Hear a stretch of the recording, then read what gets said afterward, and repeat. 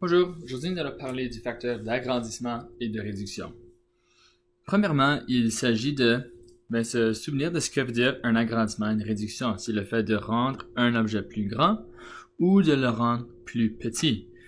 Un mot qui va revenir assez souvent, c'est le mot proportion ou encore proportionnel. Donc, pour utiliser ces concepts ici, quelque chose qui est proportionnel veut tout simplement dire que si je double quelque chose, je dois doubler tous les aspects de cet objet. Donc, en regardant à mon premier dessin, j'ai le rectangle A, B, C et D. Remarquez que le A, B, C et D ici, de mon plus petit rectangle, n'ont pas de tiret à côté. Lorsque ici, mon A, on voit une petite marque. Pour savoir ceci, il faut être capable de comparer notre original et notre image. Donc si vous voyez un point, comme le point A, ceci est l'original. Si j'ai le A avec un tiret, ça veut dire ça c'est mon image, ça c'est la reproduction. Donc je peux identifier que ceci est mon original et que ceci est mon image.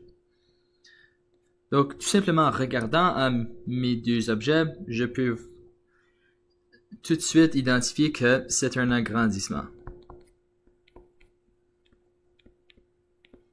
Par contre, quel est le facteur? Par combien est-ce que j'ai augmenté mon objet? Donc, le facteur, très important ici, le facteur est le nombre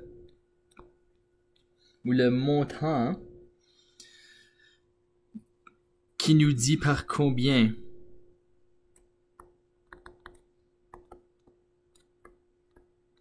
un objet a été modifié.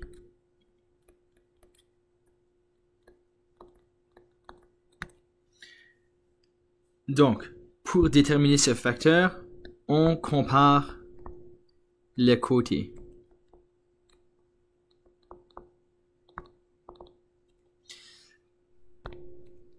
Prenons d'abord le côté de mon objet original, le côté AB. Donc le côté AB mesure combien? 2 unités. Le côté A', B' de mon image mesure 4. Alors, par combien est-ce que j'ai augmenté ou multiplié l'original pour avoir mon image?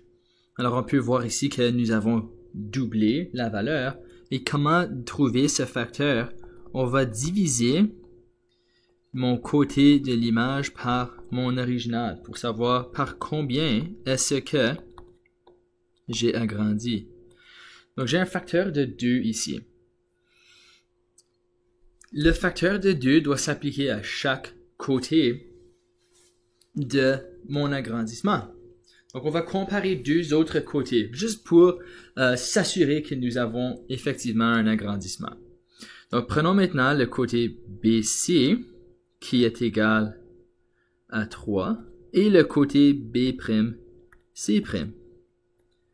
égal à 6. Nous allons les comparer, effectuant une division. Alors, quel est B'C' divisé par mon original? 6 tiers, et voyez que nous avons un facteur de 2. Donc, pour répondre à la question, quel est le facteur?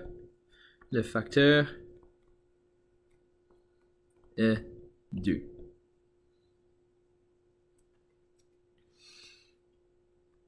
Maintenant, nous allons faire exactement la même chose pour notre prochain exemple.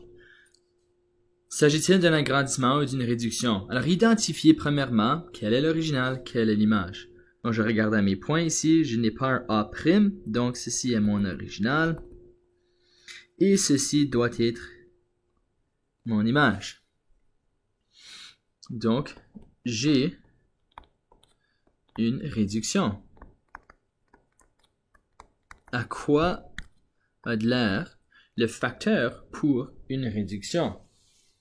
On compare les côtés. Donc, je prends le côté AB qui est égal à 2. Je vais le comparer avec le côté A'B' qui est 1. Maintenant, je divise l'image par l'original. Et ceci me donne un facteur de 1/2. Alors, voyez comment, si j'ai une réduction, ça veut dire que j'ai réduit mon objet par une fraction, où on a multiplié un côté par une fraction pour avoir l'image. Faisons une autre comparaison, tout simplement pour déterminer si c'est vraiment un facteur d'1/2. Donc, le côté B'C' mesure 3. Le côté BC mesure 6. Alors, 3 sur 6, je simplifie, c'est 1/2. Donc, le facteur de réduction est 1/2.